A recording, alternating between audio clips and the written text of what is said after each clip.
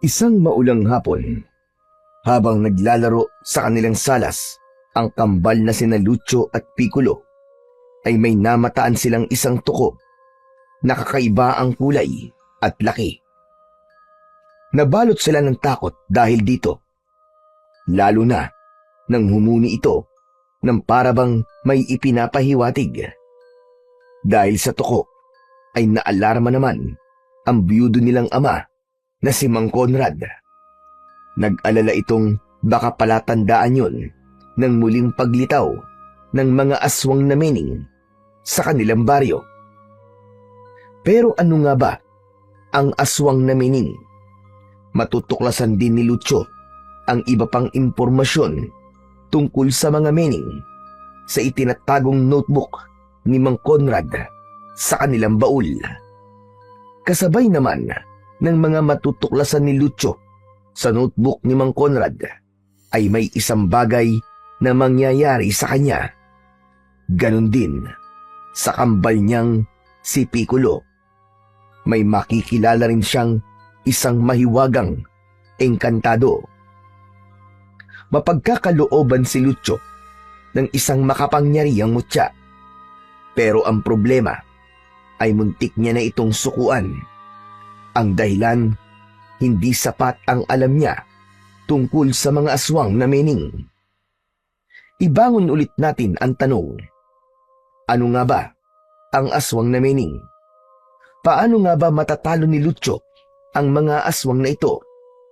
Tapos ay mapapaharap pa siya sa reyna ng mga mening na may itinatagong malalakas na itim na kapangyarihan. Isang mahirap na laban ang kakaharapin ni Lucio.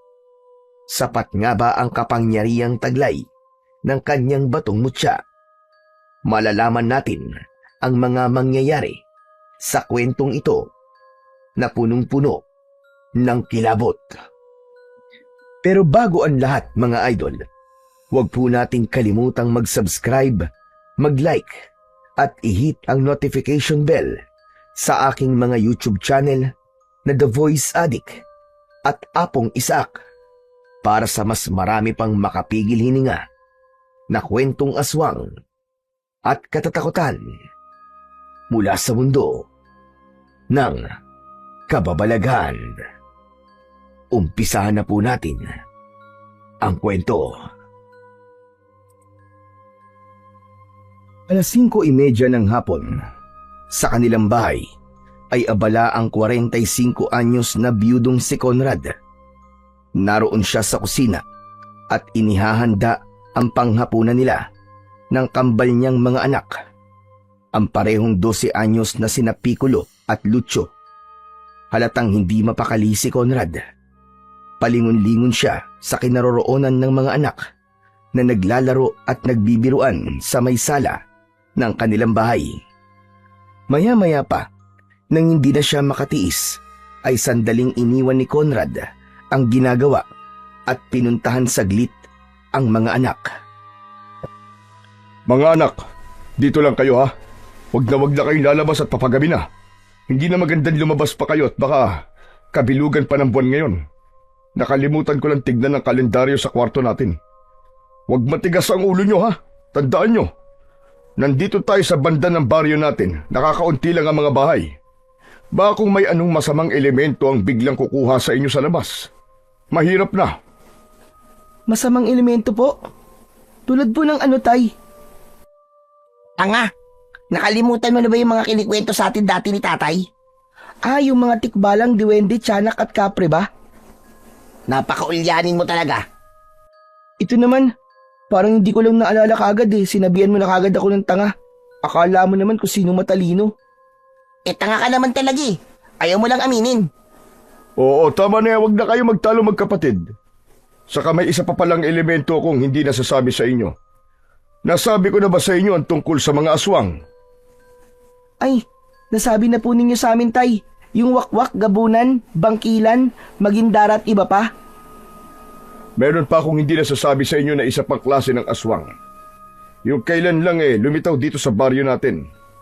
Isang uri ng nakakatakot na aswang. Teka po tay, yun po ba yung napapabalita dati na parang anino raw po? Narinig ko na po yung dati sa kwentuhan ng mga matatanda. Minsan po doon sa may kanto nang mapadaan po ako ron. Oo, yun nga anak. Sinadya kong hindi na muna ikwento sa inyo dahil baka sobrang matakot kayo eh. Ang tawag sa aswang na yon ay mening. Para silang mga anino lang at tumatago sa mga bagay.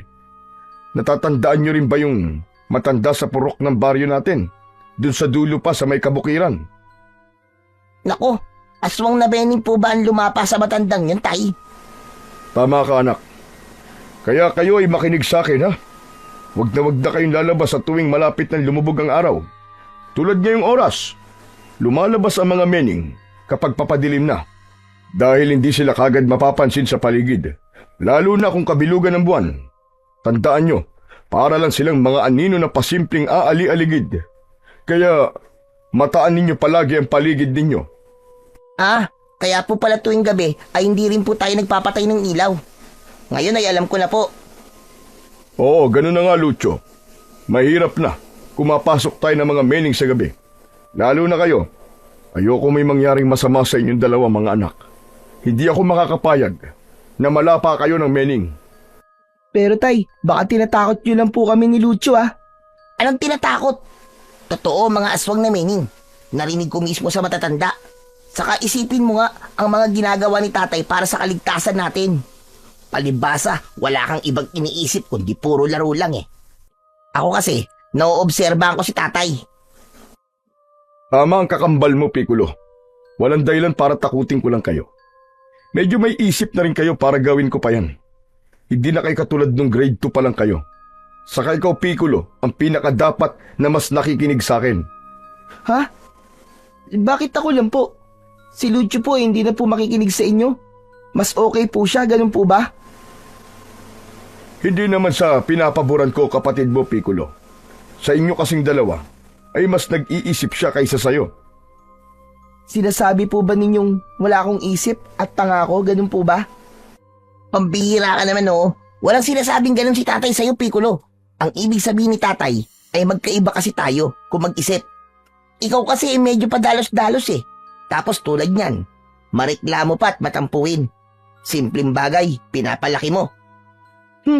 Kahit kambal tayo, ay hindi naman kasi talaga tayo pareho. Bakit kailangan pa tayong pagkumparain? Hindi naman pagkukumparang ginagawa ni tatay eh.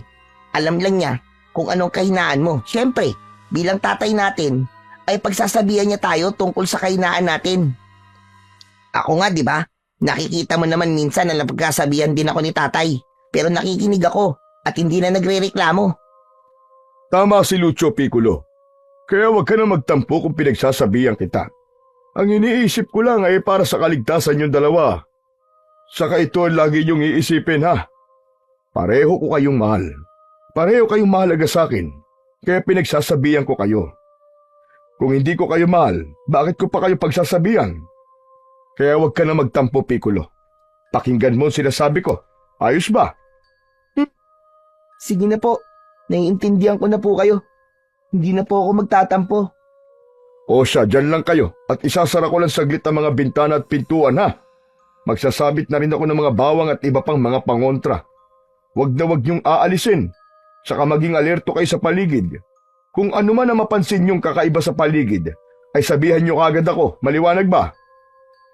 Sige po tay, gawin niyo na po ang dapat niyong gawin. Ako na po ang bahala rito kay Piccolo. Ano? Kung makapagsalita ka, para namang mas matanda ka kaysa sa akin ah. Hoy, para sabihin ko sa'yo, magkaedad lang tayo no? Sige na po tay, ako na rin po ang bahala rito kay Lucho na to. I-Lucho nyo na rin po. At isama nyo na po sa ulam natin, para wala na po akong problema. Aba, sira ulo ka talaga no? Hindi ka na nakakatawa ah.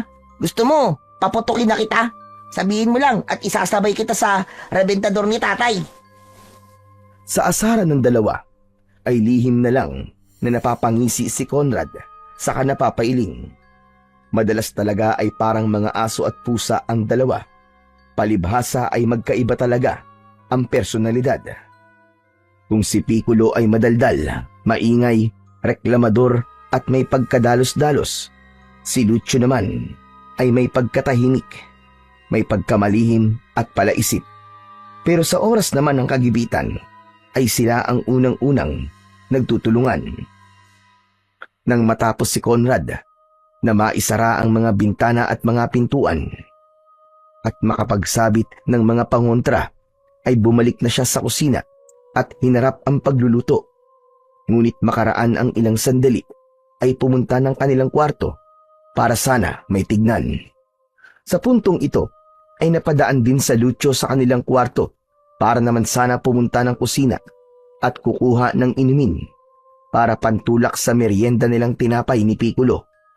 Hindi sinasadyang napasilip si Lucio at nakita niyang may kung anong tinitignan ang kanyang itay sa kalendaryong lunar na nakasabit sa dingding. Nakita rin itong parang meron tong inililista sa isang kwadernong kinuha pa nito sa medyo may kalakihan nilang baul sa kwarto. Napapabulong sa sarili si Lucio habang lihim na sinisilip ang ama. Ano na naman kayang inililista ni Itay sa notebook niya? Matigdan ko nga mamaya. Lucio, bilis-bilisan mo naman kumuha ng inumin. Natatakam na ako rito sa tinapay eh. Ano ba bang sinisilip mo riyan? Napasenya si Lucio kay Piccolo na huwag maingay. Sige na, kahit mauna ka nang kumagat dyan sa tinapay. Sandali at bibilisan ko na. Parang kinakamot ko lang sandali ang likod ko sa dingding eh. Sobrang atat ka naman. Itinuloy na ni Lucio ang pagpunta sa kusina. Nang nandoon na siya, walang ano-ano ay biglang gumuhit ang matalim na kidlat sa labas ng kanilang bahay na sinundan ng malakas na dagundong ng kulog. Ilang saglit pa ay bumuhos naman ang malakas na ulan. Anak nang, kagulat naman yung kulog at kidlat na yun. Pabigla-bigla na lang ah. Ha? Teka, ano yung nasa banggiran? Butiki ba yun? Bakit parang ang laki naman yata? Ang tinutukoy ni Lucio na parang estatwa lang na nakakapit sa dingding ng banggiran ay isang kakaibang tuko. Kulay green ang kulay nito na may ilang batik na kulay brown. Napansin din ni Lucio na may dalawa itong buntot. Aha! Hindi pala yung butiki. Baka isang tuko. Teka, tama, tuko nga. Pero bakit parang kakaibang kulay niya? Saka bakit narito sa bahay? Maulan naman ngayon. Dapat ay nagtatago ang mga tuko ngayon dahil malamig na ang panahon. Habang nagsasali ng tubig sa pitsil sa dalawang baso, ay nakamata pa rin si Lucio sa tuko. Medyo nakaramdam siya ng kilabot nang mapansin niyang nakamata lang din sa kanya ang tuko. Nang bigla itong malakas na tumunog, ay halos mapakislot siya. Agad niyang binitiwan ang hawak na pitsil at mabilis na tumakbo papunta sa kinaroroonan ng kanyang ama na noon ay sakto namang papalabas na ng kwarto. Oh, Lucio! Ano nangyari at parang namumutla ka? Sa banyo po kasi tay, may nakita po akong isang malaki at kakaibang tuko. Hindi niyo po ba narinig yung malakas niyang tunog? Tuko ba ika mo, anak? Opo, nandun po siya sa may baggiran. Nakakatakot po. Kasi tinitignan po niya ako tapos bigla pong humuni ng malakas. Ano ka mo? Humuni talaga ng malakas. Abay, wala naman akong narinig ah. Malakas na kulog ang narinig ko at ang malakas na pagbuhos ng ulan. Nako, baka hindi tuko nakita mo, anak. Hindi naglalabasan ng mga tuko kapag umuulan. Baka masamang elementong nakita mo, sandali nga. Doon ka na muna sa kapatid mo at titignan ko ang sinasabi mo. Agad na pinuntahan ni Mang Conrad ang banggiran at hinanap ang tuko. Ngunit kahit saan sulok ay wala siyang nakita. Malalim siyang napaisip pagkatapos. Wala naman tuko rito ah. Saka imposibleng tuko talaga nakita ni Lucio. Teka pala. Sandaling nakiramdam sa paligid si Mang Conrad. Lumapit pa siya lalo at napapapikit ng mariin habang sinasalat ang bawat parte ng banggiran. Wala naman akong negatibong enerhiyang nararamdaman. Hindi kaya... mapuntahan ko nga si Katemyong bukas. Itatanong ko ang tungkol rito. Natatandaan kong minsan ay may nabanggit siya sa akin na kapag biglang nagsungit ang panahon ay may mangyayari daw na kakaiba sa kalikasan. Baka may kinalaman dito ang nakita raw ni Lucio na tuko. Samantala, sa kinaroroon ng salas ni Lucio at Piccolo, ay nabulabog ang kambal nang mapansin nilang nakakapit malapit sa bintana ang tukong siya ring nakita ni Lucio sa banggirahan. Hala, lumapit dito ang tukong nakita ko sa banggirahan kanina. Nakikita mo ba ang nakikita ko, Piccolo? Saan ba ang sinasabi mong tuko? Wala naman ah. Ayun o! Ayun! Sa may bintana. Nakakatakot, Piccolo. Nakatitig na naman sa akin. Pati ikaw tinitignan din. Ay, putik na yan. Nakakatakot naman. Ang laki. Pati na yung mga mata, ang laki din. Tay! Tay, halika kayo rito! May malaking tuko po rito, Tay! Ngunit pagtawag pa lamang ni Piccolo sa ama nitong si Conrad, ay mabilis nang tumakas ang tuko. Dumaan ito sa parte ng bintana na medyo naiangat pagkat hindi naisarang maigi. At habang tumatakas ito, ay humuni pa ito ng malakas. Dali-dali naman pumunta sa salas si Conrad na nag-aalala. Nasaan? Nasaan mga anak? Nasaan ang malaking tuko? Tumakas na po, Tay. Napakalaki niya po talaga. Kulay green po na may batik-batik na brown. Nakakatakot. Ang laki rin po kasi ng mga mata niya tapos tinitignan po kami ni Lucio na para pong may gustong iparating sa amin. Binalingan ni Conrad si Lucio. Yun din ba nakita mo kanina sa banggirahan, Lucio? Opo, Tay. Yun din po yun eh. Nagulat nga po ako nang biglang dito ko naman po nakita. Hindi po kaya masamang elemento po yun, Tay? Teka, nakita niyo ba kung saan dumaan at tumakas ang tuko? Itinuro ni Piccolo ang bintanang nakabukas. Doon po, Tay. Sa may bintana po dumaan. Lumusot po siya doon. Hindi niyo po yata naisarang maigi. Wala ba kayo napansin sa tuko nang dumaan sa bintana? Hindi ito umusok? Nanginig o natakot kaya? Hindi naman po, Tay. Pero humuhuni po siya ng malakas habang lumulusot po sa bintana. Sa mga sagot ng kambal ay malalim na napaisip si Conrad. Malakas ang kutob kong hindi isang masamang elemento ang tukong yun, mga anak. Sabi niyo nga ay hindi naman umusok, nanginig o natakot dahil sa nakasabit na mga pangontra sa bintana. Baka nga may pinapahiwatig ang isang yun. At siya nga pala, kabilugan na pala ng buwan bukas ng gabi. Kaya kailangan natin maghanda bukas. Base sa mga nailista kong naoobserbahan ko tuwing kabilugan ng buwan. Isang beses ko palang kasing nailista na kabilugan ng buwan kung lumabas ang aswang na mening. Hindi ko lang eksaktong alam kung pang ilan ng kabilugan ng buwan. Basta ngayon, bukas ay ika-6 ng kabilugan ng buwan buwat ng una kong maglista.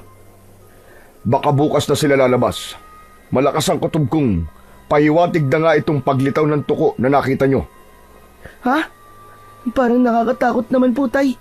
Anong paghahanda po ang kailangan natin gawin bukas? Maghahanda tayo ng maraming pangontra. Pupuntahan ko rin bukas ng maaga si Katemyong. Marami siyang alam tungkol sa iba't ibang uri ng mga aswang, pati na ng iba't ibang klase ng mga elemento sa paligid. Hihingi na rin ako ng payo tungkol sa mga dapat nating gawin para hindi tayo salakayin ng kahit na anong alagad ng dilim. Sasama po ako sa inyo bukas, Tay. Aba, ako rin po ay sasama po sa inyo. Hindi pwedeng maiwan po akong mag-isa rito sa bahay. Hindi kayo pwedeng sumaman dalawa. Kailangan matira rito sa bahay ang isa sa inyo bukas. Abay, wala magbabantay dito sa bahay natin. Sandaling nag-isip si Lucio. Palipat-lipat ang tingin niya sa kanyang tatay at kay Piccolo. Pasimple rin niyang nilingon ang banda ng kanilang silid tulugan. Ay, sige po, Tay. Si Piccolo na lang po ang isama niyo bukas. Ako na lang po magbabantay rito sa bahay.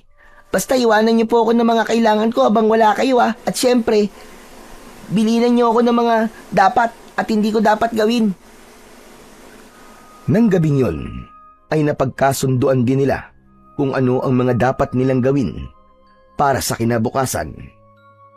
Ibinilin lahat ni Mang Conrad kay Lucio ang tulad ng mga sinabi nitong kailangan. At nang sumapit nga ang kinabukasan, ay maagang umalis sina Conrad at Piccolo. Lucio anak, Yung mga billing ko sa'yo kagabi ha. Wag na wag ka magpapapasok ng kahit na sino rito sa bahay o kahit sa bakuran man natin. Wag na wag mong aalisin ang mga pangontrang isinabit ko. May mga isinabit din ako at patagong inilagay sa mga bakod ng bahay natin sa bakuran. Panaka-naka mong mataan at baka may mga maalis. Palitan mo kagad kapag napansin mong may nawawala. Maging alerto ka palagi anak at obserbahan mo ang paligid. Maging wais ka ha. Opo, Tay. Huwag niyo po akong alalahanin. Yan pong si Piccolo ang mas alalahanin niyo kasi kasama niyo po yan. At may pagkapasaway pa rin po yan. Tignan niyo, oh. Binibilatan pa ako na parang ano. Bebe. Kawawa naman si Lucio. May iwan mag-isa rito. Halaka, baka makita mo ulit yung malaking toko. Hehehe. Akala mo naman matatakot mo ako. Pasalamat ka at ako nagpaiwan. Dahil kung ikaw, hindi ka naman talaga papayag kasi matatakotin at duwag ka. Duwag! Oo, tama na yan. Kaya na naman kayo magkapatid eh. Nag-iinitan na naman kayo. Walang kawawa sa inyong dalawa, isa pa. Nagsasakripisyo tayo pansamantala para makapaghanda tayo ng maayos kung sakaling maglabasa na naman at sumalakay ang mga aswang na mening dito sa atin. Kung hindi tayo makakapaghanda, mas kawawa tayong tatlo pag nagkataon. Sige na po, Itay. Lumakad na po tayo. Huwag na po nating isipin yung kalokohan ng Piccolo na yan. Huwag po kayo mag-alala, Tay. Tulad po ng billing nyo, ay magpapakawais po ako habang wala po kayo. Lahat po ng itinuro nyo sa akin ay palagi ko pong ginagawa kapag mag-isa lang po ako rito sa bahay. Mabuti naman kung ganun anak. O sige, paano? Aalis na kami ng kapatid mo. Ikaw nang bahala rito sa bahay ah. Babayo, alis na kami, Lucyong toko. Hehe. Sira ulo. Ay hala, ano yung nasa likod mo? Naku po, may nakakapit na tuko sa likod mo, hala ka!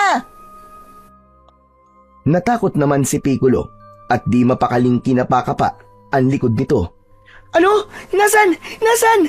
Naku tay, may tukuro pong kumapit sa akin. Alisin niyo po tay. Dali, alisin niyo po baka hindi na matanggal. Pero nang mapansing wala naman pala, ay sinamaan ni Piccolo ng tingin si Lucio. Alam mo, sira ulo ka talaga eh, no? Wala naman pala. Tinatakot mo lang pala ako. Mamaya ka lang talaga. Lagot ka sa akin.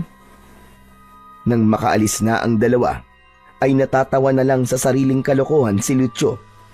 Pero nang mahimasmasa naman, ay biglang may naalala. Ay, yung titignan ko nga pala sana sa baul ni tatay.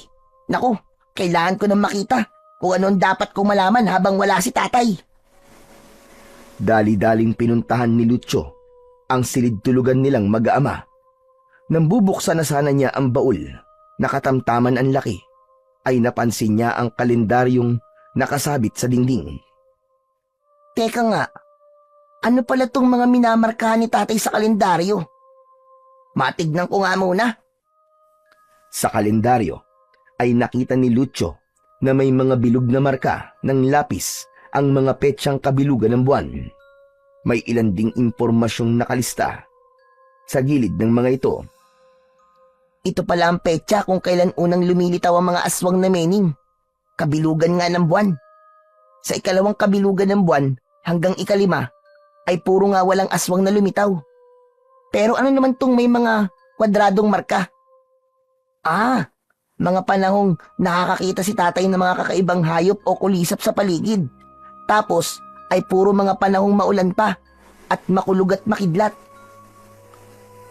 Panghuli na nga rito, yung toko. Ano kayang meron at may mga nakikita siyang kakaibang mga hayop o insekto? Sumunod namang binuksan ni Lucio ang baul. Sa loob nito ay nakita niya at binuklat ang notebook ng kanyang tatay. Nalaman niyang may kung ano-anong inililista rito ang kanyang tatay. Teka, anong mga to? Hala, may listahan para rito ng mga pangontra at mga langis. May listahan din ng iba't ibang uri ng mga aswang at ng mga masasamang elemento. Aba, meron din listahan ng mga engkantado, engkantada at mga diwata. Totoo kaya ang mga to?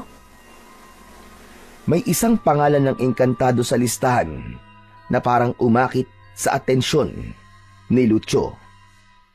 Teka, ano to? Aramon? Wow! Ang ganda naman ng pangalan ng engkantong to. Pero, bakit mga pangalan lang ang nandito?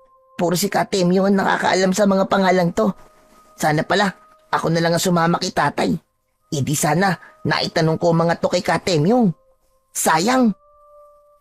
Walang ano-ano. Habang kinakausap ni Lucio ang sarili, ay bigla siyang nakarinig ng kung anong ingay sa labas ng kanilang bakuran. Dahil dito, ay dali-dali siyang dumungaw ng bintana ng kwartong kinaroroonan. Nakita niya ang isang matandang babae na napapasigaw at napapamura habang pilit na hinihila ang laylayan ng paldang nasabit sa bakod. Mabilis na pumanaog si Lucio at pinuntahan kagad ang matanda para sana ay tulungan. Nakalimutan niya na ang bilin sa kanya ng kanyang tatay. Aray ka! Aray, iho, tulungan mo naman ako! Nasabit ang palda ko, ha! Tulungan mo ako, iho! Sandali lang po. Relax lang po kayo, Lola, at huwag po kayong malikot. Tutulungan ko po kayong maalis ang palda yung dyan. Saka, ano po kasing ginagawa nyo rito? At nasabit po ang palda nyo. Ay, ewan ko ba, iho? Huwag sana! Ay, tama! Magtatalbos lang sana ako ng talbos ng ampalayang lumalagpas dito sa bakod ninyo. Pero bigla na lang ako nasabit dyan nang hindi ko namamalayan. Hindi napansin ni Lucio na wala namang hawak na kahit isang talbos ng ampalaya ang kamay ng matandang babae. Dahil abala siya sa pagtanggal sa laylayan ng palda ng matanda, ay hindi na rin niya napansin na para palang medyo umuusok ang katawan nito. Mailap din ang mata ng matanda at pasimpleng minamataan kung may iba pang tao sa paligid. Mag-isa mo lang ba yan sa bahay ninyo, iho? Opo. Ay, hindi po pala. May kasama po pala ako sa loob. Sino naman ang kasama mo? Ay, di male. Pwede bang ipagtalbos mo na rin ako, iho? Tapos, labasin mo na lang ako rito kapag tapos ka na. Magpapahinga lang akong saglit sa ilalim ng podong yon. Puntahan mo na lang ako pagkatapos mo, ha? Lola, pumasok na lang po kaya kayo rito sa bakuran namin. At dito na lang po kayo sa may puno rito magpahinga at maghintay. Ay, nako. Wag na, iho. At napagod na rin ako. Ang lagay ba paglalakarin mo pa ako ng paikot para lamang makapasok dyan? Kita mo naman, medyo nagiginig na nga ako. Siyempre matanda na ako, kaya madali ako mapagod. Ay, ganun po pala. Sige po, magtatalbos na po ako. Pupuntahan ko na lang po kayo riyan pagkatapos ko. Habang nagtatalbos si Lucio, ay lihim siyang sinamaan ng tingin ng matandang babae. Ang mga mata nito ay saglit na biglang medyo naging kulay pula. Halatang nag-iisip ito ng malalim habang nakatitig kay Lucio. May ibinubulong din ito sa sarili. Paano na ito? Paano ko malalapitan ang batang ito? Ganitong may malakas palang mga pagontrang nakapalimot sa bakura nila. Hindi ito maaari. Kailangan maunahan ko kung ano bang nabuong mutya kagabi. Nakita kong nasa banda rito gumuhit ng isang pasimpleng kidlat habang nagtatago ko sa kakahuyan. Walang dapat na makakontra sa amin. Kaya mag-isip kang maigi, Luming. Isipin mo kung ano ang iyong gagawin. Pag-angat ng ulo ni Lucio, ay saglit niyang sinulyapan ang kinaroroonan ng matandang babae. Pero sukat noon ay nagbagong bigla ang aura nito at matamis na nginitian at kinawayan pa ang batang si Lucio. Lola, sandali na lang po Malapit na po ako matapos sa pagtatalbos. Tama na po ba ito? Dadagdagan ko pa. Sige, dagdagan mo pa ng kaunti, iho. Tapos ay ibigay mo na sa akin dito. Ay, sobrang pagod pa rin ako. Tuloy magkwentuhan muna tayo rito. Marami akong alam na mga kwentong kamamalaghan. Nanlaki ang mga mata ni Lucio sa tuwa nang marinig ang sinabi ng matanda. Talaga po? Naku, mahilig po ako sa mga kwentong kababalagan. Sa kapatid na rin po pala sa mga kwentong katatakutan. Sige, Dalian mo dyan, Apong! Kung kekwentuhan kitang katatakutan lang, marami akong alam na totoong mga pangyayari. Abay sinasabi ko sa'yo, mawiwili ka sa mga kwento ko!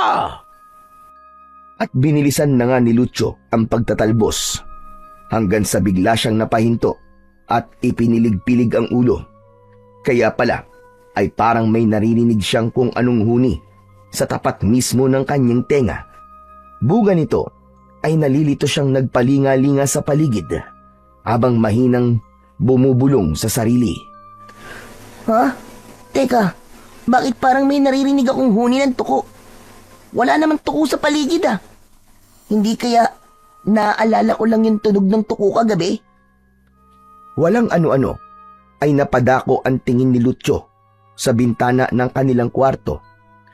Nanlaki ang mga mata niya nang makita niyang nakatanghod mula roon ang tukong nakita nila kagabi. Ang ulo nito ay gumagalaw-galaw na parabang sumisenyas na pumasok siyang madali sa loob ng kanilang bahay. Ha? Yung tuko kagabi? Bakit parang tinatawag niya ako? Anong meron? Saglit na nilingon ni Lucio ang matandang babae sa ilalim ng puno sa labas ng kanilang bakuran. Pagkaraan ay binalikan naman niya ng tingin ang tuko. Naglaban pa sa isip niya ang parehong excitement kung makikipagkwentuhan ba siya sa matanda o kung lalapitan niya ang tuko para malaman kung ano ang posibleng dahilan at tinatawag siya nito. Hanggang sa napansin na lamang ni Lucio na kusang humahakbang ang kanyang mga paa at ang direksyong gustong tahakin ng mga ito ay papunta sa loob ng kanilang bahay. Alala, ano to? Ano to nangyayari sa akin? Bakit kusang humahakbang ang mga paa ko? Narinig pa ni Lucio ang pasigaw na tinig ng matandang babae. Gusto sana niyang lingunin ito, pero para namang biglang nanigas ang kanyang leeg at pinipigilan siya. Hoy, iha! Halika na! Ibigay mo na sa akin ang talbos at magkwentuhan na tayo rito. Saan ka mapupunta? Hoy, iha! Umarili ka na! Tuluyang nakapasok na si Lucio sa kanilang bahay hanggang sa makarating siya sa kanilang kwarto. Naiwan ang matandang babae sa labas na nagpupuyos sa galit. Ano nang nangyari sa batang yon? Aba, mukhang matalino pa yata ang isang yun ah. Pwes, humanda ka mamayang gabi. Humanda ang buong baryong ito. Mamayang pagsapit ng dilim ay hindi mo na ako matatakasang bata ka. Nararamdaman kong ikaw ang pinipili ng butyag na buo. Pero gamit ang katusuhan ko, ay kaya ko kayong talunin. Bago tuluyang umalis ang matanda, ay sandali pa itong malalim na nag-isip habang palingalinga sa paligid. Aha! May naiisip ako. Tama! Kailangan ko maghagis ng ilang itim na bato rito. Baka sakaling may makapulot na kapamilya ng batang yon. Sa pamamagitan niya, ay mapapasok ko rin ang bakurang ito. Matapos makapaghagis ng ilang itim na bato, malapit sa tarangkahan ng bakod ni Lucio, ay nagmamadali ng umalis ang matanda. Samantala, sa loob ng bahay, sa kanilang kwarto, ay kaharap na ni Lucio ang malaking tuko na dalawa ang buntot. Kumikislap ang mga mata nito habang nakatitig kay Lucio at parang nakikipagkomunikasyon ito sa kanya sa pamamagitan lang ng pakikipagtitigan. Ng pagkakataong yun ay para namang naiintindihan ni Lucio ang ibig mangyari ng tuko. Ilang saglit pa ay biglang pinutol ng tuko ang isang buntot nito at sinenyasan si Lucio na kunin ito. Agad namang sumunod si Lucio at pagkahawak niya sa buntot ay biglang parang nakarinig siya ng mataginting na boses na parabang nagmumula mismo sa buntot. Tinig yon ng isang engkantado. Magmadali ka, Lucio. Balutin mo agad ang buntot ng malinis na telang purong kulay puti at dasalan mo ng 7 ulit ng orasyong ituturo ko sa'yo. Ngayon mo mismo isagawa habang maaga pa. Mahirap nang maunahan tayo ng puwersa ng dilim, pagsapit ng takip siling. Napapaatras si Lucio dahil sa pagkabigla sa tinig na yon. Noon lang siya nakarinig ng ganong mataginting na tinig. Ha? Teka po. Sino po kayo at ano po ba kayo? Saka, bakit hindi ko po kayo nakikita? Ako ay engkantado ng kagubatan. Ako ang may alaga ng tuong nasa harap mo ngayon. Ang pangalan ko ay Aramon.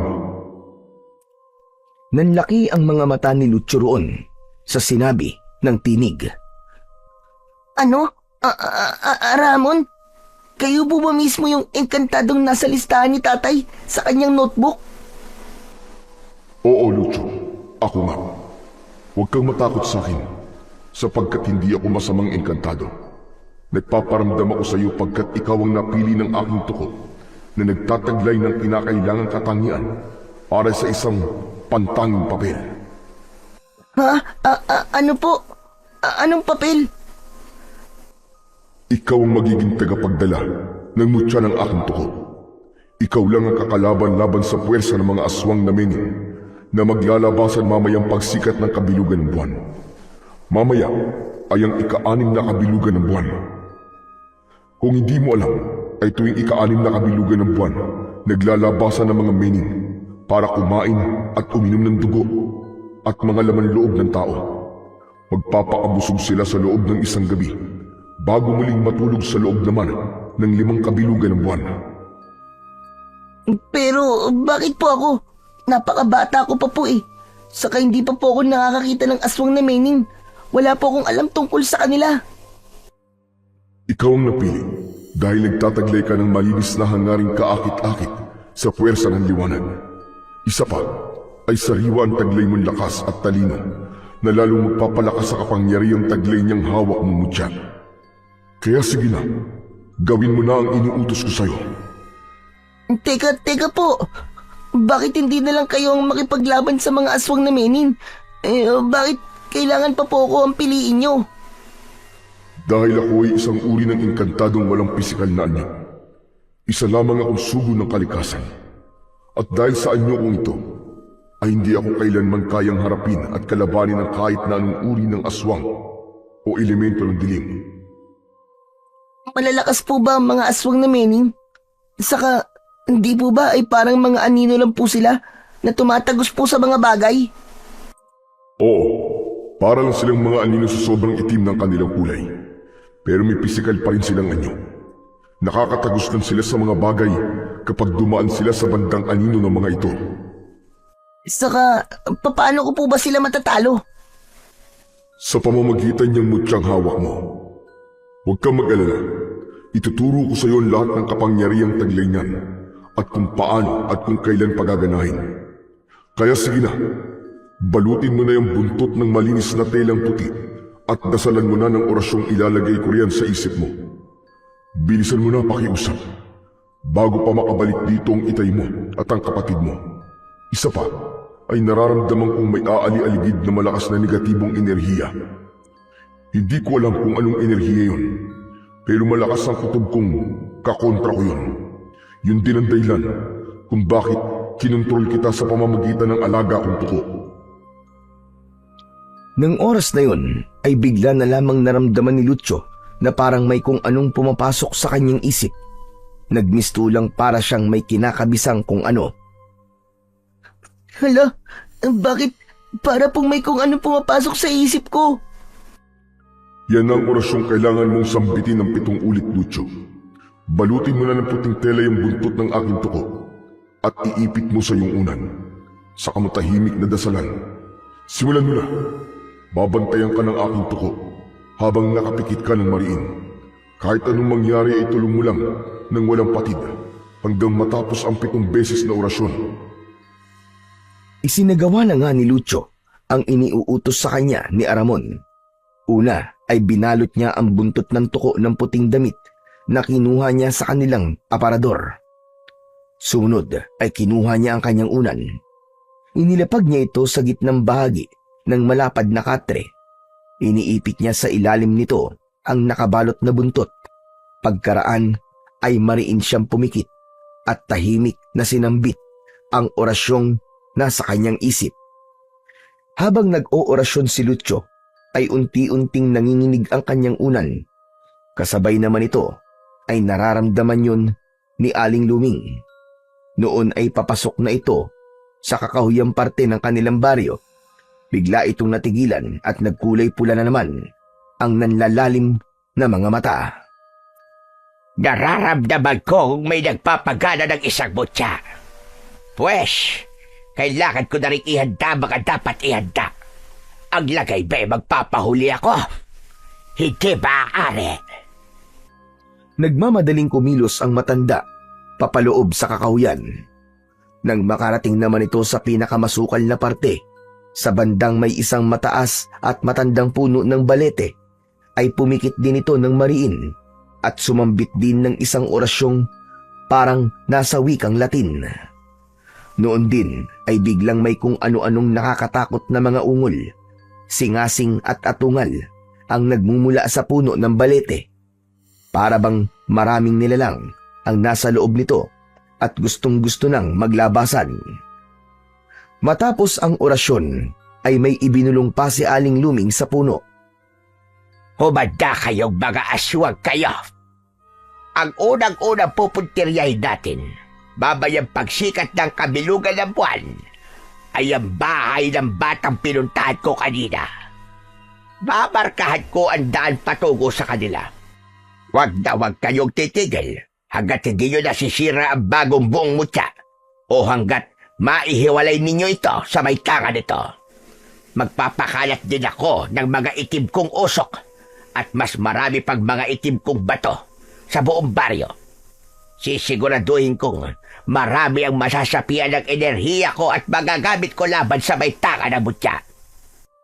At oo nga pala, dadamihan ko rin ang mga itim na usok para tumabig sa liwanag ng bilog na buwan.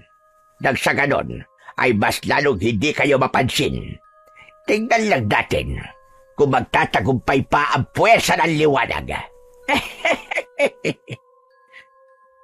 Samantala, bandang 3:00 ng hapon ay pauwi na ang mag-amang Conrad at Piccolo. Habang sa daan ay nagmamadali ang dalawa. Nasa dulong baryo pa kasi sila nagbubuhat kung saan naroroon ang bahay ni Nakatemyong. Ang bahay naman nila ay nasa kabilang dulo pa ng baryo. Bilisan natin maglakad, Piccolo. Kinakabahan ako para sa kapatid mo dahil sa mga sinabi sa atin ni Katemyong. Totoo po ba yun, Tay? Na nararamdaman po ni Katemyong na may nangyayaring kung ano ngayon kay Lucio sa bahay? Saka ano po yung malakas na negatibong puwersang umaaligid daw po ngayon sa baryo? Yun nga nakakatakot, anak eh. Hindi pa natin alam kung anong puwersang yun na tinutukoy ni Katemyong. Mahirap na. Baka masaniban ito ang kapatid mo. Posible raw na paunang singaw yun ng puwersa ng masasamang mga elemento o kaya ng mga aswang. Narinig mo rin ang sinabi niya kanina, hindi ba? May nabuo rin palang mutya kagabi, kaya bigla na lang kumulog at kumidlat ng malakas at bumuhos ang malakas ding ulan. Posible rin daw na yung nakita niyong tuko kagabi ay alaga naman ng engkantadong si Aramon. Natunugan din daw kasi ni Katemyong na aktibo na naman ang espiritu nito. Hala, dapat po pala makita natin ulit ang tuko na yun, Tay. Kung nalaman lang natin kagad ang tungkol doon, sana pala hinuli na natin yung kagabi pa. Sayang naman. Hayaan mo, anak. Baka sakali magpakita ulit sa atin yun mamayang gabi. Sisiguraduhin kong gagawin ko ang lahat ng mga sinabi ni Katemyong para makuha ang mutyang gusto nitong ibigay. Di ba po, Tay? Hindi naman daw po yun basta-basta lang makukuha. Ibibigay lang daw po nito ang mutya sa taong napili nito. Sa tingin niyo po ba ay may napili po sa ating tatlo ni na Lucio? Baka si Lucio napili, anak. Siya at ikaw lang naman ang natitigan kagabi ng tukong yun, hindi ba? Pero si Lucio ang mas naunang nakakita nun. Naku, bilisan pa natin. Sabi rin pala ni Katemyong, oras na may makakuha ng mutya, ang sino mang nakakuha nito ay magiging lapitin ng puwersa ng kadiliman. Baka may mangyaring masama sa kapatid mo. Hindi ako makakapayag. Nang makarating naman ang dalawa sa kanilang bahay, Nang papasok na sana sila sa tarangkahan ng kanilang bakod, ay biglang natigilan si Piccolo. Kaya pala ay may nahagip ang kanyang mga mata na parang biglang kuminang sa damuhan sa bandang gilid ng tarangkahang kawayan. Mabilis nang nagpatiuna si Conrad papasok sa bakuran. Hindi na nito napansin ang pagtigil ni Piccolo. Nakatalikod lang itong nagbibilin sa anak. Yan tarangkahan, anak. Isarado mo kagad, ha? Ilak mong maigi, bilisan mo, at pumasok na tayo sa loob. Hindi naman na ganong narinig ni Piccolo ang bilin ng ama. Nakuha ang pansin niya ng makintab na batong itim na nakita. Teka, kumikintab-kintab na itim na bato to ah. Namimilog ang mga matang pinulot yun ni Piccolo at pinakatitigang maigi. Aba, anong klaseng bato-bato? Bilog na bilog at napakakinis pa. Tapos parang napakabigat naman ito samantalang maliit lang naman to. Ano kaya to? Ah, baka ito na yung mutyang nabuuro kagabi. Baka galing mismo to sa tukong nakita namin ni Lucio. Aba, mukhang ako pa yata ang napili ng tuko. Ayos to. Pero teka, maibulsa nga muna ito. Itatago ko muna at hindi ko rin muna sasabihin kay tatay. So surpresahin ko sila. Ngunit ng puntong yun ay walang kamalay-malay si Piccolo na may manipis na itim na usok palang parang sinusundan siya sa kanyang likuran. Unti-unting pumapasok ito sa kanyang katawan. Sa di kalayuan pala, sa likod ng isang puno ay nagkukubling nagmamasid si Aling Luming. Nakakaloko ang namumutawing ngisi sa kulubot nitong mga labi. Sa wakas, tagumpay ang plano ko. Susubukin ko kontrolin kagad ng batang yon. Kailangan makontra ko ang pagkana ng mutya. Kaya humanda kayo. Ngunit medyo natigilan ang matanda nang may mapansin. Teka, namabalik ba talaba ko? Yun din yata yung batang pinagtalbos ko kanina at hindi na ako binalikan. Saka bakit parang iba na ang pakiramdam ko sa kanya? Bakit hindi ko na nararamdamang siya ang parang napili ng mutya? Aha! Baka nakontra ng batong itim ko. Ayos kung ganon. Pero kung sakali mga kontrahin na naman ang mutya ay kailangan ko ng paganahin kagad ng batong itim ko sa batang iyon. Kumilos ka kagad, Luming. Hindi ka dapat magpakampante. Nang oras mismong yun ay pinagana na nga ng matandang babae ang batong itim nito. Bumulong ito ng maigsing orasyon sa wikang sinaunang Latin. Bilang resulta, si Piccolo noon, nakakapasok lang sa kanilang bakuran at kakasara ng tarangkahan, ay biglang napatayo ng tuwid at nakaramdam ng kakaiba sa sarili. Ha? Teka, ano to nararamdaman ko sa sarili ko? Bakit parang may kung anong bumubulong sa akin? May ibang tao ba sa paligid? Wala naman ah. Malabo namang si Itay yun. Samantalang nasa loob naman siya ng bahay. Saka, ano to? Nahihilo ko ah. Nako, kailangan ko ng bilisang makapasok sa bahay. Biglang iba na ang pakiramdam ko. At para na rin akong giniginaw. Delikado na to. Habang papasok ng kanilang bahay, ay hindi na natiis ni Piccolo na tawagin ang kanyang tatay. Tay! Tay, tulong! Tay, Lucio! Tulungan niyo ako! Agad-agad namang tinakbo ni na Conrad at Lucio si Piccolo nang marinig ng mga ito ang sigaw ng huli. Ano nangyayari sa'yo, anak? Bakit namumutla ka ng ganyan? Hindi ko po alam, Tay, kung ano po nangyayari sa akin. Bigla na lang po akong nahilo at... parang nasusuka ako, Tay. Tapos po lalo po ako nangihina. Sa pagkakataranta, ay dali-daling binuhat ni Conrad ang anak at mabilis na pinahiga sa katre sa kanilang kwarto. Sa uran ni Lucio, naihiga si Piccolo. Nang puntong yun, ay biglang natigilan si Lucio nang may ibinulong sa kanya si Aramon. Tahimik lang siyang nakinig. Siyempre, ay siya lang ang nakakarinig ng tinig ni Aramon. May kung ano negatibong puwersang pumasok sa kapatid mo, Lucio. Mabuti na lamang at sa unan mo siya na ipaunan ngayon. May naisip akong gawin, pero sa ngayon ay makabubuting huwag ko na munang sabihin sa'yo. Isa mo na itong mahigpit na lihim.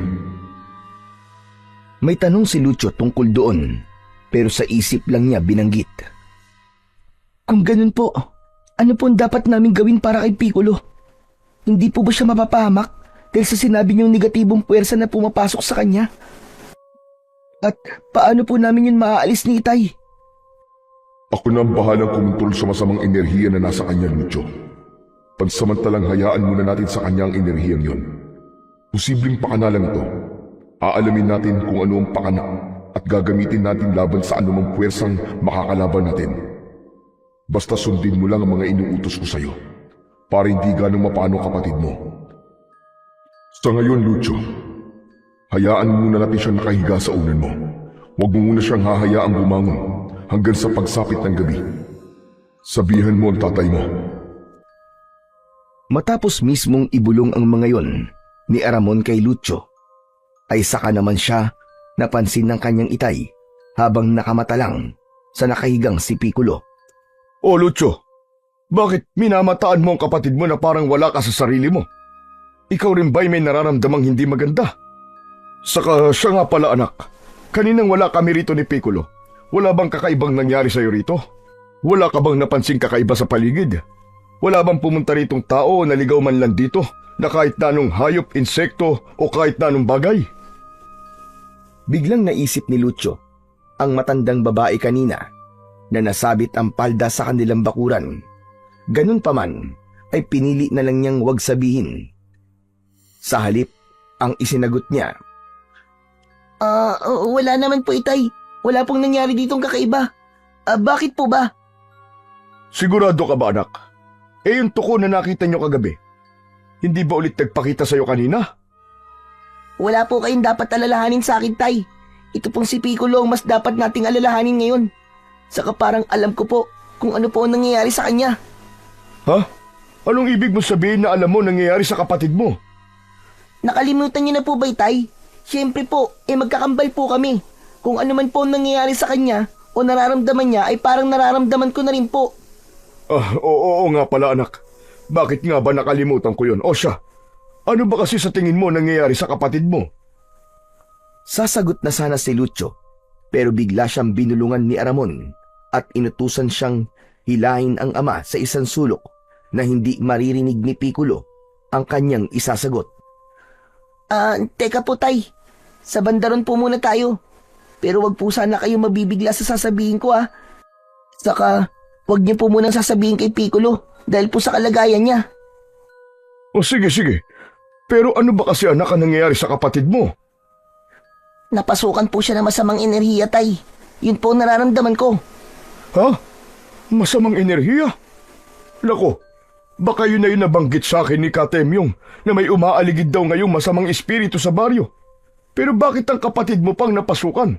Saka paano nangyari yun? Magkasama naman kami kaninang umuwi. Nako, kailangan may gawin tayo kagad anak sa kapatid mo. Huwag niyo na po munang alalahanin masyado si Piccolo, Tay. Ganito lang po ang gawin natin. Hanggat pwede po, ay huwag muna natin siyang hahayaan bumangon hanggat sa sumapit ang gabi. Maglabas din po kayo, Tay, ng mga pangontra at ipalibot po natin sa katre para hindi po magtangkang lumapit sa kanya ang kahit anong elemento po sa paligid. Malakas po ang kutob ko na kusa pong mawawala ang epekto ng masamang enerhiya sa kanya kung makukulong siya ng mga pangontra. Ganun ba? Pero teka, saan mo naman nalaman ang mga yan anak? Bakit parang ang dami-dami mong alam? Nabasa ko po sa notebook niyo, Tay. Pasensya na po, Pero binuksan ko po kanina ang baul niyo. Kaya nalaman ko po mga dapat gawin. Yun ba? Ayos lang yun anak. Hindi ko rin naman intensyong ilihim sa inyo ang mga nililista ko sa notebook ko sa baul. Ituturo ko rin talaga sa inyo ang lahat na nakasulat doon kapag nakasiguro na ako kung ano o paano lumilitaw ang mga aswang na mening. O siya, susundin ko ang mga sinabi mo anak ha. Total nararamdaman mo naman ang kambal mo. Basta kung sa tingin mo ay palala ang kalagayan ng kapatid mo, sabihin mo kagad sa akin ha. Gusto ko nga sanang balikan at papuntahin dito si Katemyong para ipatingin si Piccolo. Pero hindi ko naman kayo pwedeng iwanan na kayong dalawa lang. Ayon kasi kay Katemyong, ay dapat daw kitang bantayan ngayong pagsapit ng gabi at pagsikat ng kabilugan ng buwan. Sabi pa niya kasi, ay may nangyari daw sa iyo habang wala kami. Wala ka ba talagang inililihim sa akin, anak? Saglit na natigilan si Lucio at pinag-isipan kung ano ang dapat isagot sa kanyang ama. Hanggang sa bigla niyang naisipang isagot ang isinagot din sa kanya kanina ni Aramon. Ang totoo po niyan, Tay, ay may nangyari po sa akin kanina. Pero pwede po bang sa akin na lang po muna yun, Tay? Iniisip mo ba dahil sa masamang enerhiyang nakapasok sa kapatid mo, kaya ayaw mo munang ipagsabi? Kung ganun ay naiintindihan kita, anak. Pero, pwede naman sigurong atin dalawa lang muna. Sobrang nag-aalala lang kasi talaga ako para sa iyo, anak. Sa kakabilin-bilinan pa naman sa akin ni Katemyong nabantayan daw kitang maigi ngayong gabi. Paano naman kita mababantayang maigi kung hindi naman sapat ang nalalaman ko? Napatango-tango roon si Lucio. Bandang huli ay inamin na rin niya ang lahat ng nangyari, pati na ang tungkol sa mutya ng buntot ng tuko. Wag na wag po ninyong ipagsasabi kay Piccolo, Tay, ah. Nakita ko po ulit kanina yung tuko. Tapos ay nakausap ko pong engkantadong si Aramon na may alaga po sa tuko. Binigyan niya po ako, Tay, ng mutya ng buntot ng tuko. Itinago ko po sa ilalim ng unang ko na inuunanan po ngayon ni Piccolo. Saka alam niyo po ba, Tay? Natatakot po ako dahil po sa mutya. Palagay po ba ninyo ay kakayanin ko po maging tagapagdala nito? Saka hindi pa po ako nakakakita ng aswang eh. Baka malapa lang po ako. Biglang napayakap ng maigpit si Lucio sa ama niyang si Conrad. Napakabata ko pa po, Tay, tapos ganito po ang mangyayari kaagad sa akin. Ano po magiging laban ko sa mga aswang? Naiintindihan kita, anak. Siyempre wala ka pa kasing gaanong karanasan. Pero kasi, ang maging isang tagapagdala ng mutya ay isang papel na sa mga karapat dapat lang napupunta. Ikaw ang napili. Ibig sabihin nun ay may sapat kang kakayahan at talino para lumaban sa mga aswang. Hindi totoong natatakot ka, anak. Yan ay dahil lang sa hindi mo pa alam kung paano ang dapat mong gawin kung sakaling mapaharap ka na sa mga aswang. Hindi po, Tay. Natatakot po talaga ako. Ano po kaya kung kayo na lang po ang humawak ng buntot ng tuko? Kayo na lang po lumabantay. Mas matanda naman po kayo sa akin eh. Mas kayang-kaya niyo po ang aswang kaysa sa akin. Hindi, anak. Magtiwala ka sa sarili mong kakayahan at sa kapangyarihan ding taglay ng mutya mo. Isa pa, ay nakakausap mo naman sabi mo ang engkantadong si Aramon, hindi ba? Siguradong gagabayan ka niya. Saka nandito lang din ako para alalayan ka palagi, anak. Basta po, Tay. Kapag nakakatakot po masyado ang mga aswang na mening, baka pabayaan ko na lang po mutya. Baka ipasa ko na lang din po kay Piccolo. Baka siya po ang mas karapat dapat. Biglang natigilan ang mag-ama nang marinig nilang malakas na umungol si Piccolo. Sabay pa silang napatakbo palapit dito. Nadatnan nilang nakaidlip pala ito at kasalukuyang binabangungot. May kung ano itong sinasambit. Lucio! Lucio, tulungan mo ako, Lucio! May nakikita ko isang matandang babae na mapupula ang mga mata. Isa siyang aswang na kulay itim. Nakakatakot siya. Nang puntong yun ay may ibinulong si Aramon kay Lucio. Sa bulsa ni Piccolo, Lucio, kuhanin mong isang batong itim na itinatago niya. Bilisan mo, bago pa siya tuluyang makontrol ng nakikita niya matandang babae sa kanyang panaginip. Yun ay isang aswang na mening, ang mismong reyna pala ng mga mening. Una ay nag-aalinlangan pa si Lucio kung susundin ang sinabi ng engkantadong si Aramon. Bigla kasi siyang pinasok ng takot nang mapag-alaman niyang may reyna pa pala ang mga aswang na mening. Parang ayaw din niyang kuwanin ang batong itim sa takot na baka siya naman ang mapasukan ng masamang espiritu. Ngunit dahil sa pag-aalinlangan niya, ay bigla naman kusang kumilos ang kanyang mga kamay. Nagmistula na naman siyang parang robot na sunod-sunuran. Hindi!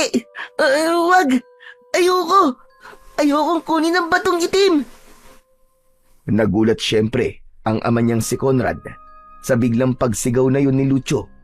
Pero nang biglang maisip na baka kinakausap lang ang anak ng engkantadong si Aramon na nasabi nito kanina, ay napatangu-tangu na lang siya. Isipin mo ang mga mangyayari sa kapatid mo, Lucio. Kung hindi mo kagad kukunin ang bato, tuluyan siyang masasapian ng espiritu ng reyna ng mga Mening. At kapag nangyari yun, ay magiging isa na rin siyang aswang na Mening. Gusto mo bang mangyari yun sa kanya, ha, Lucio? Posible rin pati ikaw ay maapektuhan dahil kakambal ka niya. Dahil naman sa napag-alamang yun, ay kagad nagbago ang isip ni Lucio. Siya pa mismo ang nagmamadaling kuhanin ang itim na bato. Hindi pwedeng maging aswang na Mening ang kapatid ko. Hindi ako makakapayag. Hindi maaari yun. Pagkakuha ni Lucio ng batong itim, ay kagad siyang nakaramdam ng kakaiba. Isang mabigat at sobrang lamig na enerhiya. Bigla rin siyang nakarinig ng bumubulong na tinig ng isang matandang babae. Nagulat pa siya nang makilala ang tinig na yon. Kumusta, bata? Ako ang matandang babaeng nakausap mo kanina. Isa akong engkantada. Kahit tinalikuran mo ko kanina, ay ikaw pa rin ang napili ko. Ang hawak mong batong itim ngayon ay isang uri ng mutya. Regalo ko yan sa'yo. Gagawin kitang makapangyarihan. Bigla namang sumingit ang bulong ni Aramon sa kabilang tenga ni Lucio. May iniutos sa kanya ang engkantado na dapat gawin upang hindi tuluyang makontrol ng batong itim ng matanda. Dahil nasa kanya naman na raw ang batong itim, ay pwede na raw kuhanin ni Lucio ang mutya sa ilalim ng kanyang unan na hinihigaan ngayon ni Piccolo. Pagkakuha niya nito, na noon ay naging isa na palang makintab na bato na kulay berde, na guhit-guhit ang puti, ay mahigpit niya itong hinawakan sa kanan niyang kamay, habang hawak naman ang batong itim sa kaliwa. Pinausal siya ni Aramon ng isang orasyon ng pagpapagana sa katawan niya ng kapangyarihan ng mutya. Matapos mabigkas ang orasyon, pagdilat ni Lucio ng kanyang mga mata, ay nagulat pa si Conrad. Paano ay saglit na naging berde ang kulay ng kanyang mga mata, ngunit kagad din bumalik sa dati. Yung pala ay hudyat na gumagana na nga sa katawan at isip ni Lucio, ang mutya. Kapag tulad ng utos ni Aramon, ay isinuksok ni Lucio ang kanyang batong mutya sa bulsa ni Piccolo na noon ay hindi na binabangungot pero hindi pa rin nagigising. Nagising lang ito pagkasuksok ni Lucio sa bulsa nito ng batong mutya. Pero nang puntong yun ay biglang naguluhan si Conrad pagkakita sa mga mukha ng kanyang kambal na mga anak. Bigla siyang nalito, kaya naman ay sinamantala yon ni Lucio na ipaliwanag kung ano ang nangyari. Samantala, pagsapit naman ng gabi, ay sumikat na ang kabilugan ng buwan. Dito na nagsimulang maglabasan ang mga aswang na Mening. Wala pang 3 minuto, pagkasikat ng bilog na buwan, ay umalingaw-ngaw na kagad sa buong baryo ang takot na hiyawan ng mga tao. Dahil dito, ay nataranta na rin sina Conrad, Piccolo, at Lucio. Anak nang, mukhang naglalabasan na ang mga aswang na Mening, mga anak. Kailangan maghanda tayo. Sandali lang, at magsasabit pa ako ng marami mga pangontra sa mga bintana, pintuan, at pati na rin sa mga dingding ng bahay natin. Ikaw naman, Piccolo, huwag ka na munang babangon. Diyan ka lang sa higaan. Pero ayos na po ako, Tay. Pakiramdam ko nga po ay parang kakaiba ang sigla ko at parang kailangan ko rin pong kumilos. Humanda ka, Piccolo. Ikaw rin ay kasama kong may papel sa laban sa mga aswang na Mening. May naririnig ka bang bulong ng isang engkantado? Basta pakinggan mo lang at sundin ang kahit na anong iutos niya sa'yo, ha. Huwag kang padalos-dalos at basta na lang magdidesisyon sa sarili. Hayaan mong ang bubulong sa'yo ang magpakilo sa'yo. Inuulit ko, huwag kang padalos-dalos at pabida-bida. Itay, kayo na rin po ang bahalang gabayan si Piccolo. Teka anak, bakit? Saan ka pupunta? At ipinagbibilin mo sa akin ang kapatid mo. Ano ba yan? Sandaling natigilan si Lucio at malalim na huminga. Maya-maya pa ay para na siyang maiiyak na pinipigilan lang ang sarili. Maluwa-luwa ang kanyang mga mata. Tay, Piccolo, palagi niyo pong tatandaan na mahal ko po kayo. Hindi ko po alam kung magtatagumpay po ako sa papel na to na ibinigay sa akin. Kahit sobra po ako natatakot ay gagawin ko pa rin po ito. Para po sa inyong dalawa at para na rin po sa buong baryo natin. Basta kung ano man po ang mangyari sa akin, huwag niyo pong kalilimutang mahal na mahal ko po kayo. Bago pa man tuluyang mapaikbi si Lucio at bago pa man makapagsalitang muli ang ama nilang si Conrad, pati na si Piccolo, ay mabilis nang tumakbo palabas ng kanilang bahay si Lucio. Habang tumatakbo siya, ay unti-unti siyang nagiging isang napakaitim na anino. Mabilis siyang nagtago sa kadiliman ng gabi. Lucio anak, saan ka pupunta? Hindi ka pwedeng lumabas! Ano nangyayari sa'yo? Bakit? Anak! Lucio! Si Lucio, tay. Biglang naging maitim na anino. Paano po nangyari yon? Isa na rin po ba siyang... Mening? Mening po ba ang tawag doon, tay? Tumulo ang luha ni Conrad sa nasaksiyang yun na pagbabago ng anyo ni Lucio. Saglit niyang pinahid ang kanyang luha. Oo anak. Naging mening na nga yata ang kapatid mo. Akala ko hindi seryoso sinabi niya sa akin. Pero mukhang niloko yata siya ng engkantadong si Aramon. Peking mutya yata ang ibinigay sa kapatid mo. Hindi ko na alam kung alin ang paniniwalaan ko. Teka anak, ilabas mo nga anak ang batong mutya na ibinulsa sa'yo ni Lucio. Makita ko lang na peke talaga yan. Ay mabuti pang sirain na lang natin. Teka, tay. Aramon? Batong mutya po sa bulsa ko. Teka po, tay. Nalilito po ako sa mga sinasabi niyo eh. Ano po bang mga sinasabi niyo sa akin, tay? Wala na tayong panahon magpaliwanagan pa anak. Saka na. Basta sa ngayon ay ilabas mo na ang batong mutya na iniligay sa'yo ng kapatid mo. Kunot ang noong sumunod na lang si Piccolo. At nang madukot niya ang batong mutya, ay nagtaka siya. Teka po, tay. Ito po ba ang sinasabi niyong mutya? Pero, paano biglang naging kulay green to? Ang natatandaan ko ay makintab na batong itim pong nasa bulsa ko. Napulot ko po yun sa may tarangkaan ng bakod natin eh. Pero bakit po ito'y naging kulay green na? Saka... Natigilan si Piccolo at lalong nangunot ang noo nang makarinig siya ng bulong sa kanyang tenga. Binubulungan siya ng engkantadong si Aramon. Huwag kang matakot sa akin, Piccolo. Ako si Aramon, isang engkantado. Sa akin ang galing ang mutyang hawak mo.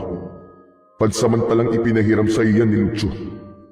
Sabihan mo ang itay mo na ako ang bahala sa inyong dalawa sa pamamagitan ng mutyang batong yan. Huwag niyo lang hahayaang mawala o masira yan. Mawawalan kayo ng proteksyon laban sa mga aswang na mening kapag naiwala o nasira yan. Pati si Lucio ay mapapahamak. Tuluyan siyang magiging kampo ng mga mening kapag nagkataon. Hindi na rin siya makakabalik sa dati. Kaya't hindi dapat mangyari yun. Nanlaki ang mga mata ni Piccolo sa kanyang mga narinig. Alam ko na po, tay, kung bakit nasa akin po to. Totoo pong batong mutya to, tay. Bumulong po sa tenga ko ang isang engkantado. Aramon po ang pangalan niya. Ano? Talaga ba anak? Pero hindi pa rin tayo nakasiguradong totoo ngang engkantadong si Aramon nga nakakausap ninyong magkapatid. Baka iniisihan lang tayo ng isang masamang espiritu na baka alipores mismo ng mga aswang na mening. Akin na yung batong yan anak at sisirain ko. Itatago pa lang sana ni Piccolo ang hawak na batong mutya pero naunahan siya ni Conrad. Mabilis ang ginawa nitong paghablot sa batong noon ay hindi nila napansing kasalukuyang naglalabas ng manipis na kakaibang puting usok. Ngunit isang malaking pagkakamali ang nagawang yon ni Conrad. Dahil sa pabigla niyang paghablot, idagdag pang nakakapaso pala ang batong mutya kapag sa pilitang inaagaw. Ang nangyari tuloy ay nabitiwan ni Conrad ang bato at tumilapong palayo sa kanilang dalawa. Sa malas pa ay lumusot ito sa butas ng saig na kawayan at nahulog sa silong. Nang sandali pang yun, ay naramdaman ng mga aswang na mening ang tumatagas na enerhiya ng batong mutya. Delikado pa namang walang may hawak nito dahil magsisimula ng unti-unting mabawasan ang enerhiya nito ora mismo. Sukat noon din ay kumilos ang mga aswang na mening sa paligid at lalo pa silang nagdadagsaan sa palibot ng bakuran ng pamamahay ng mag-ama. Galit na galit ang mga ito pagkat hindi naman makapasok sa mga bakod na kawayang nasasabitan ng mga pangontra. Kaya ang ginawa ng ilan ay nagpumilit na sirain ang mga pangontra at tiniis ang pagkapasok. Nagsakripisyo rin ng iba na mga nasunog hanggang maging abo. Talagang desperado ang mga itong masira ang lumantad na batong mutya. Sa kabilang dako naman, si Lucio na noon ay nasa anyong mening ay kausap ang reyna ng mga mening na si Aling Luming. Natutuwa akong dahil sa mutyang ibinigay ko sa'yo ay isa ka na ring aswang na mening iho. Nililang lang kita. Pero ngayon ay wala ka nang magagawa pa dahil kontrolado na kita. Ngayon ay ilabas mo naman at ibigay sa akin ang totoong batong mutya. Kailangan nating sirain yan sa lalong madaling panahon.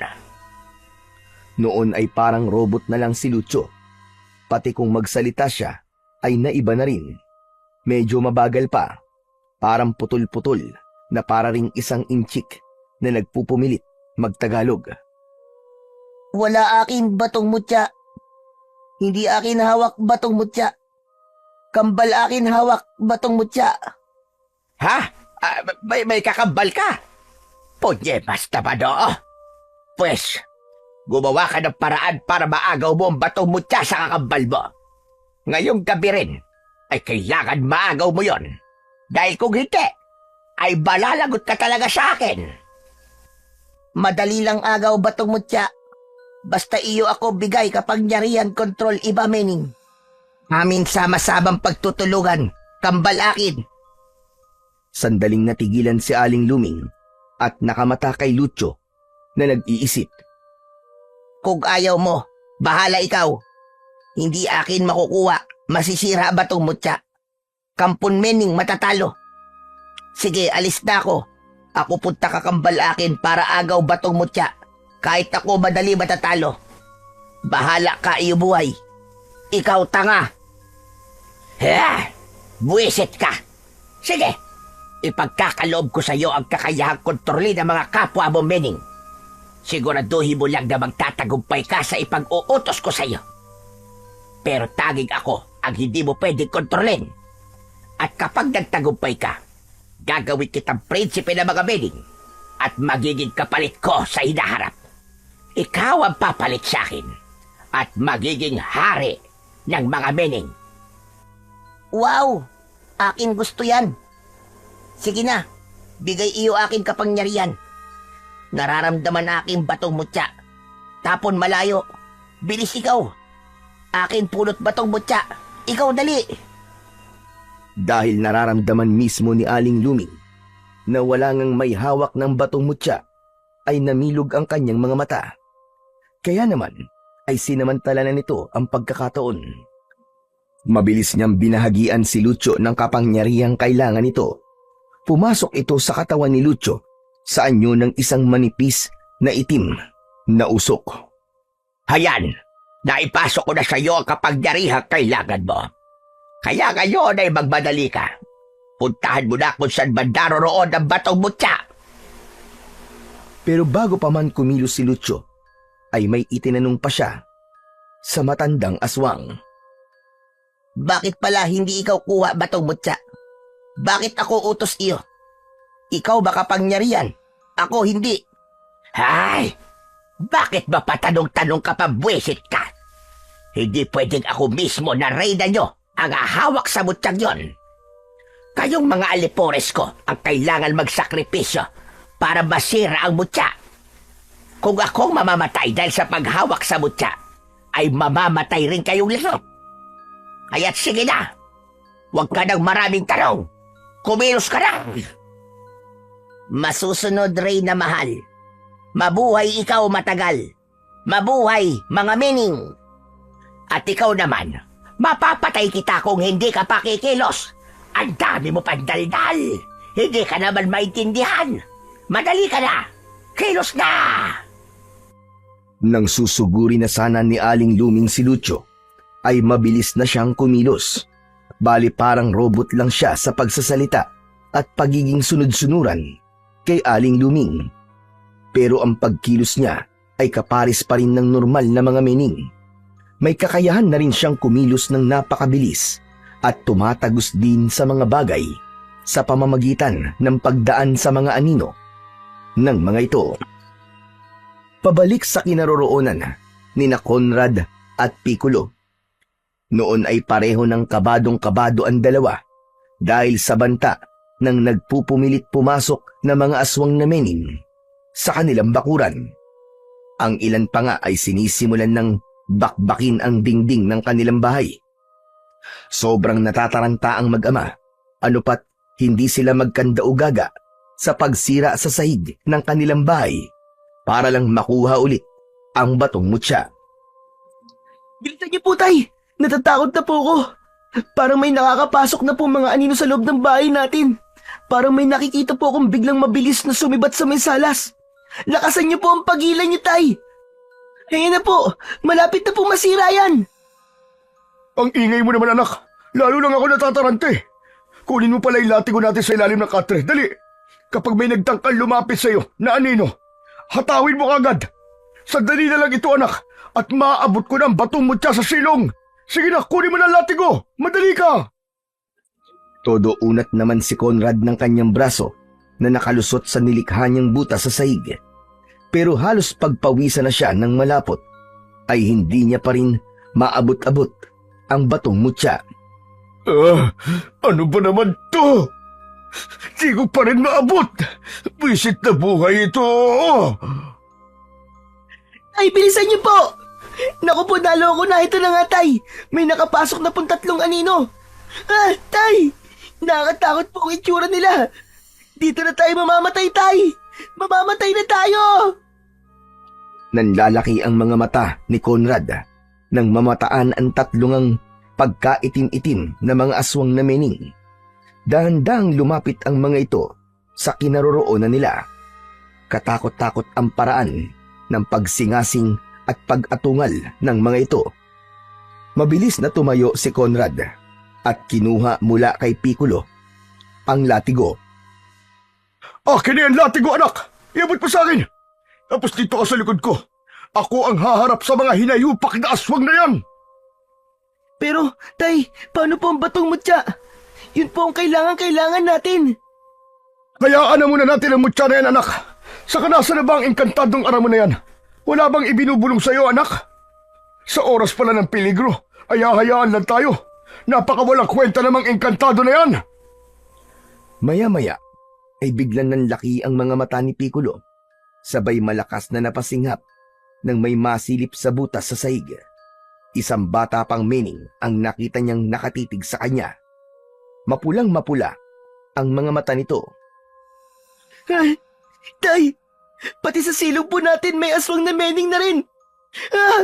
Tay, paano na po ang gagawin natin ito? Ayoko po pong mamatay, Tay. Bata pa po ako. Nasaan, anak? Wala naman dito, Ngunit ng puntong yon ay bigla na ring natahimik si Piccolo.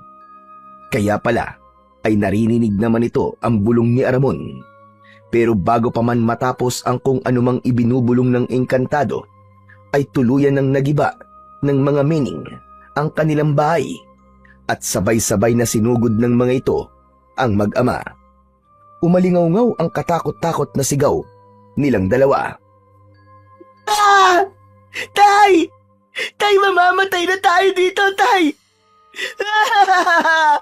Tay! Mga hayop kayong mga aswang kayo! Mga demonyo kayo! Mga kampo ng kadiliman! Hindi ako makakapayag na malapan niyo kami!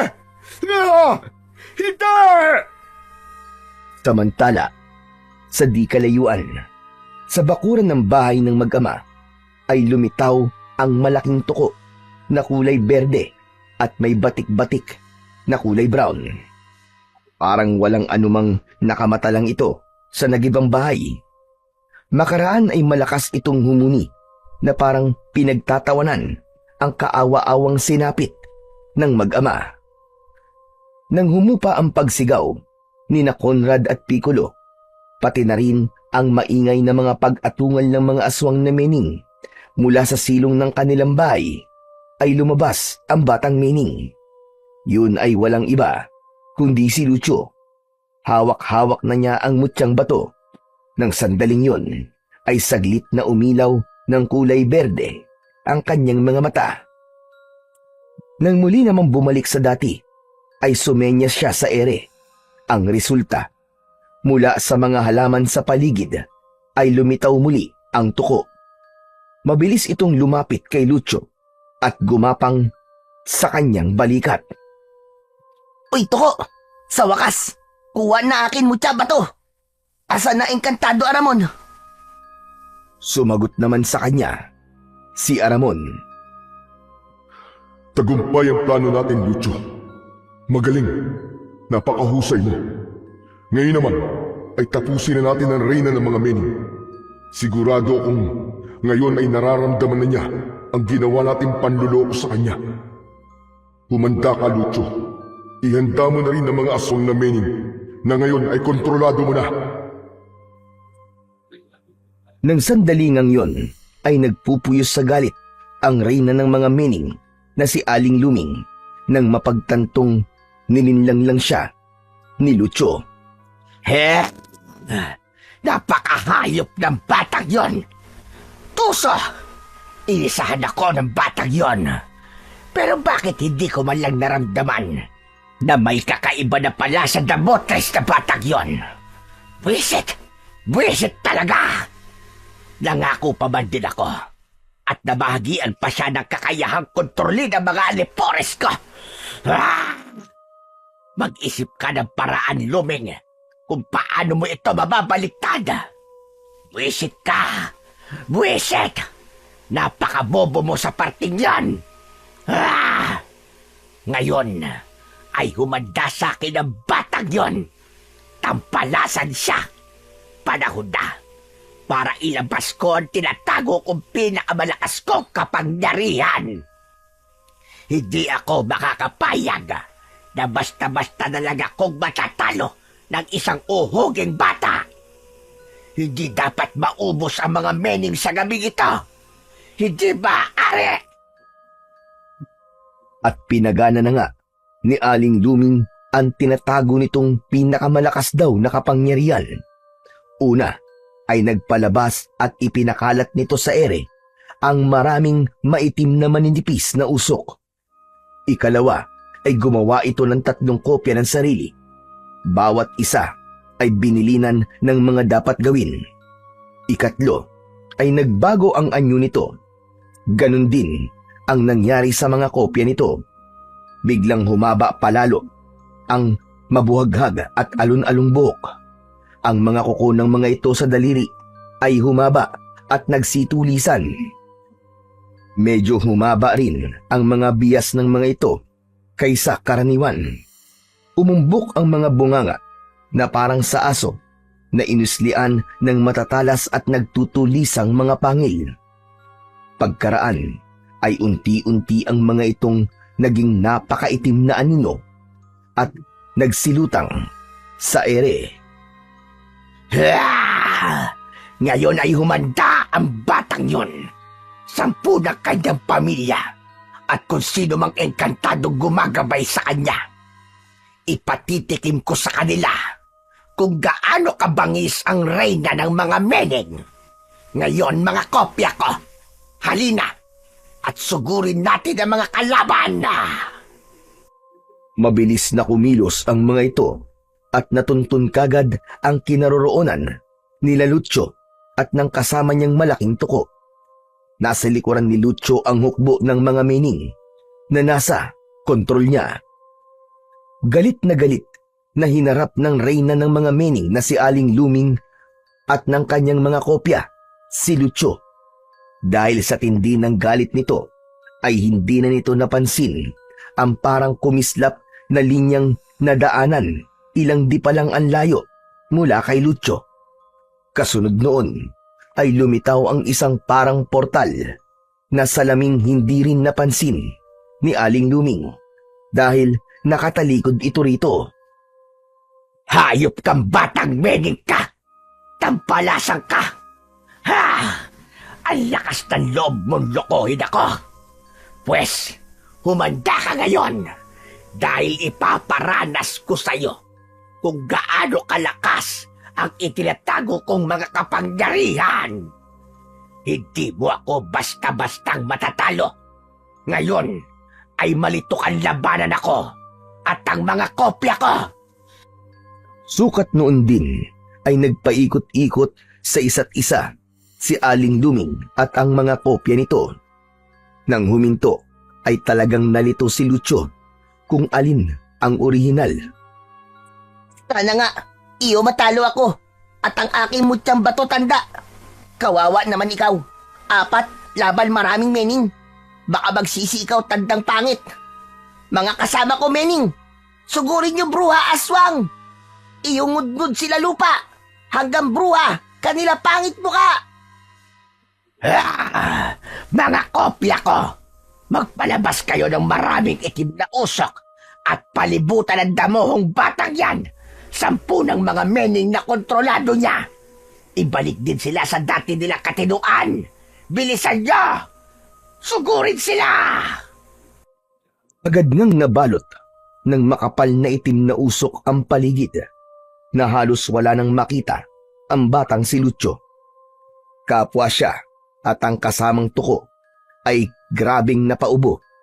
Kasabay nito ang mga mening na kasama niya dahil sa usok ay isa-isang nanumbalik sa dati. Bunga nito ay galit na nagsiatungal ang mga ito at agad binalingan sina Lucio. Hindi maaari. Aramon, iyo ako tulong. Akin mutya bato, ayaw gana. Tulong! Aramon! Hindi maaari! Sa narinig na malakas na sigaw na yon ni Lucio, pati na ang nagmamakaawaring huni ng tuko ay nagdiwang naman sa tuwa. Si Aling Luming na reyna ng mga mening.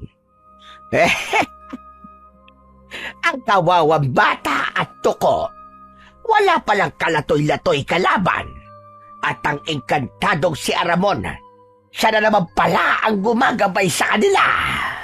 Pwes, ngayon na magsisimula ang sunod-sunod mong pagkatalo, Aramon. Magmula ngayon ay teritoryo ko na ang buong baryong ito, maging ang buong kagubatan. Ngunit lingid sa kaalaman ni Aling Luming, sa likuran pala niya ay nasa labas ng portal na hindi pa rin niya napapansin ay naroroon pala ang totoong si Lucio at ang kasama niyang tuko. Noon ay nagbabaga sa kulay berde ang kanyang mga mata. Ganon din ang tuko.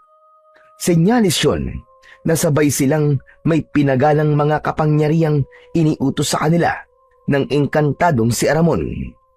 Ang hawak din na mutyang bato ni Lucio ay kumikinang-kinang at naglalabas ng nakakasilaw na liwanag. Nang puntong yun ay sumagot si Lucio na noon ay nasa totoo niya ng anyo at paraan ng pagsasalita. Diyan ka nagkakamali! Matandang reyna ng mga mening! Totoo nga pala sinabi sa akin ng engkantadong si Aramon na ang isa sa kahinaan mo ay bobo kang magdesisyon kapag nagagalit ka. Sayang naman ang malakas mong kapangyarihang inilabas. Ngayon, tignan natin kung sino ang totoong talo sa atin. Umanda ka ngayon! Marahas na napalingon si Aling Luming sa kinaroroonan ni Lucio. Sa wakas ay sakalang nito napansin ang portal na noon ay nagsisimula ng unti-unting magsara. Nanlaki rin ang mapupula nitong mga mata nang matuklasang napapalibutan na rin pala sila ng manipis na puting usok kasama ang kanyang mga kopya. Ang lahat ng mga meaning na mga nanumbalik na at ang peking sina Lucio at ang Tuko. Ang mga yun pala ay mga meaning din na binago ng kapangyarihan ng batong mutya ni Lucio. Hindi maaari. Hayop ka talaga, batak. Napakatuso mo talaga. Anong ginawa mo? Wala lang. Ikinulong lang po namin kayo sa loob ng bolang puting usok na unti-unting liliit hanggang sa maging isang bolang marbol. Sa ganung paraan, ay hindi na kayo kailanman makakatakas pa. Wala nang mga aswang na meaning ang sasalakay pa ulit sa aming baryo. Ibig sabihin, ito na ang magiging katapusan nyo. Bye-bye! Hindi maaari. Hindi maaari. Mga kopla ko, sabayan niyo ako. Kontrahin natin ang bolang puting usok na ito at pigilan natin ang pagsasara ng portal. Hindi ako makakapayag na muli akong maikukulong ng Aramon na yon. Hindi maaari! Tinikap naman ng mga kopya ni Aling Luming na tulungan itong gawin ang inuutos nito. Nung una ay parang nagagawa pa ng mga itong muling mapalaki ang nakapalibot na puting usok at mapigilan ang pagsasara ng portal. Ngunit nang maramdaman ito ni Aramon ay agad nitong binulungan si Lucio. Lucio, madali ka. Sambitin mo na ang orasyong inilagay ko sa isip mo para tuluyan ang magsara ang portal. Sa ganung paraan, ay baliwala ng kahit na anong kapangyarihang pagaganahin pa ni Luming. Sige na, gawin mo na! Agad-agad, ganun na nga ang ginawa ng batang si Lucio. Malakas niyang sinambit ang orasyon na sinabi sa kanyang isip ni Aramon. Nakisabay pa sa paghuni ang tukong nakakapit sa kanyang balikat ng mga sandaling yun. Matapos naman ang ginawang orasyon, ay kagad at sapilitang nagsara ang portal. Kasunod nito ay bumilis ang pagliit ng bolang puting usok hanggang sa unti-untingang naging solidong marbol. Dinig na dinig ni Lucio ang katakot-takot na mga atungal at singasing ng lahat ng nasa loob nito. Lalong-lalo na ang reyna ng mga mening na aswang na si Aling Luming. Hayop ka talaga, Aramon! Hayop ka! Naisahan mo na naman ako! Makatakas lang ulit ako sa marbol na ito. Sa susunod kong paglitaw, ay sisiguraduhin kong ikaw na ang matatalo! Tandaan mo ito, Aramon! Hindi tuluyang maglalaho ang lahi ko! Darating din ang panahon na matatalo ka namin at maghahari ang kapangyarihang itim. Tuluyan nang lumiit ang bolang marbol na parabang holin. Nalaglag ito sa damuhan.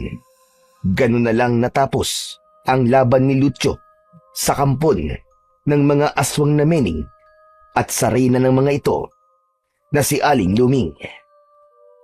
Pinulot ni Lucio ang holen na marbol at kanya itong ibinulsa.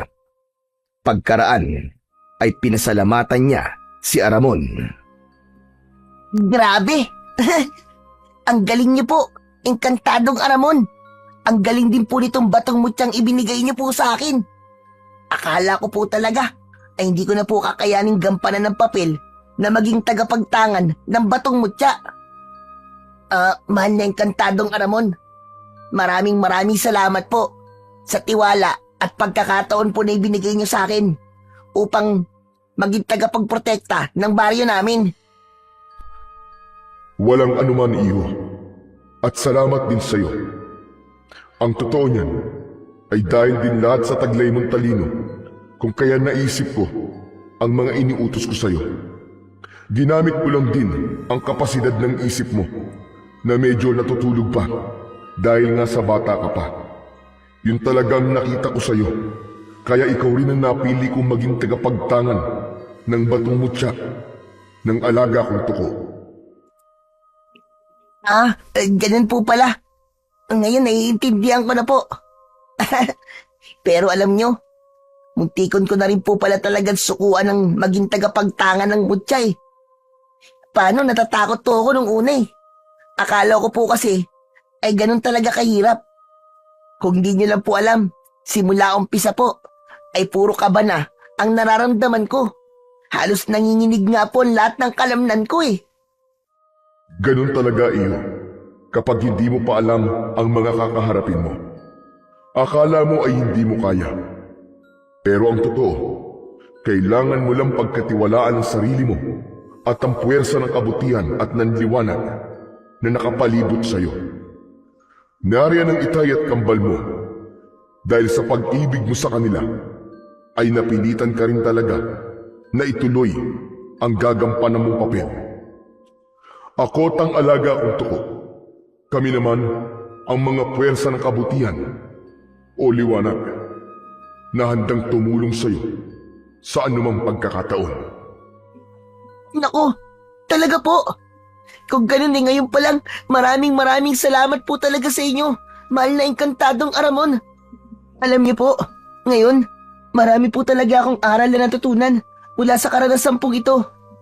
Sa susunod po, mahal na Engkantadong Aramon, kung sakaling makakatakas po ulit ang aling luming na yon na isa po palang reyna ng mga mening na aswang, sigurado naman po ay magiging malakas na po ang tiwala ko sa sarili ko at sa inyo. Salamat po talaga. Maraming salamat po sa tiwala at pagkakataon na ipinagkaloob niyo sa akin. Lalong-lalo na po sa Batong Mutya. Maya-maya pa ay biglang humuni ng malakas ang tukong nasa balikat ni Lucio. Para bang nagtatampo ito ng lingunin ni Lucio. Umirap pa ang mata nito. Oo nga pala. At sa rin pala, mahiwagan to ko. Maraming salamat din sa iyo At ikaw ang pumili sa akin. Siya nga po pala. Mahal na Engkantadong Aramon. Pwede po bang akin na lang po ang tuko na ito? Kung papayag po kayo. Ibibigay ko rin talaga siya sa iyo, Lucio. Ang pangalan pala niya ay Ekong. Madali lang siyang alagaan. Ang pagkain niya ay mga negatibong enerhiya na magtatangkal lumapit sa iyo o sa iyong tatay at kakambal. Siya rin ang tagapagtaboy ng kamalasan na maaaring dumating sa inyong pamilya. At dahil nabanggit ni Aramon ang kanyang itay at kapatid, ay naalala bigla ang mga ito ng batang si Lucio. Ang itay at kapatid ko po pala. Mahal na Engkantadong Aramon, kailangan ko na po silang balikan sa nagiba naming bahay. Baka po kasi kung napaano na sila baka nadaganan na rin po sila ng tuluyan.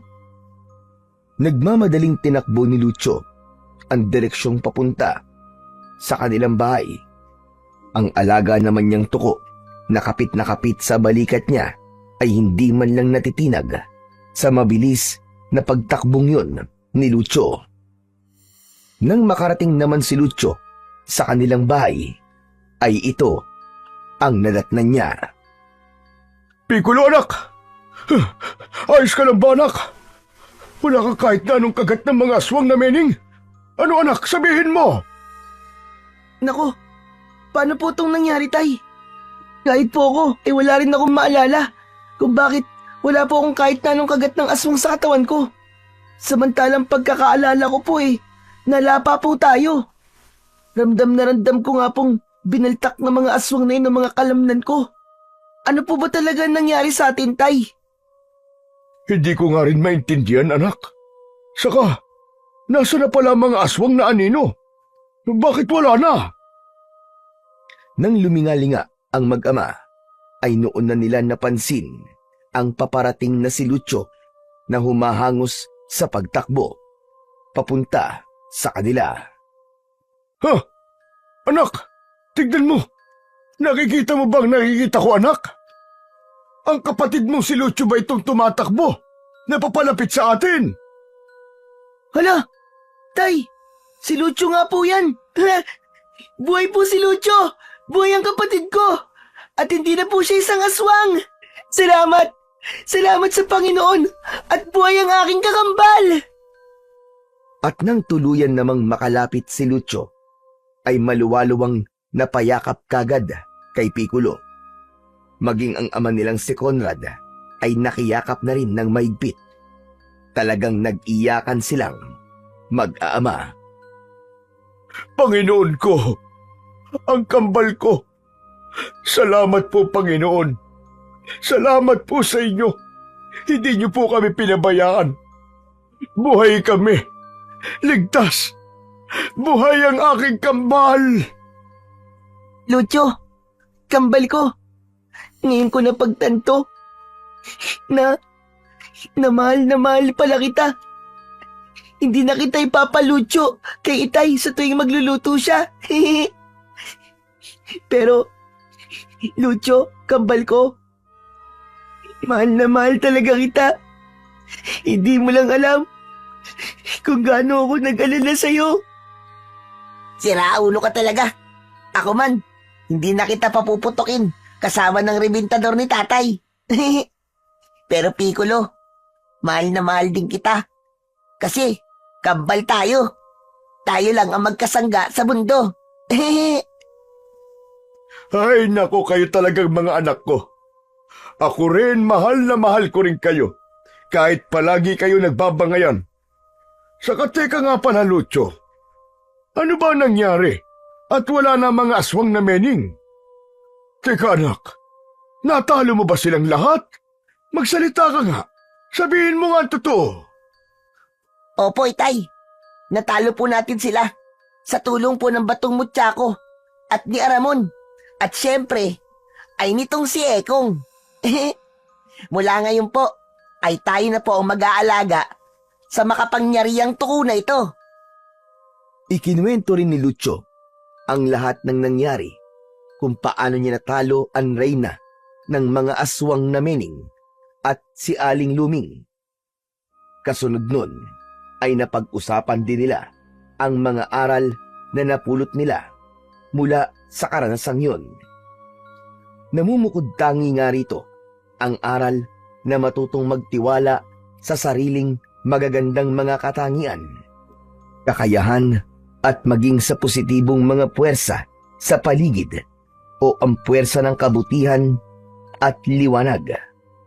Kasama na rin dito ang natutunan ni Lucio kay Aling Luming na para maging hindi bobo sa pagdidesisyon ay huwag padadaig sa bugso ng matinding galit.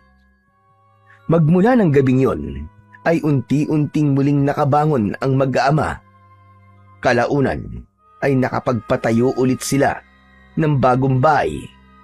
Ang buong baryo naman nila ay wala ng pinoproblemang pagsalakay ng mga aswang na mening tuwing ika-6 na kabilugan ng buwan.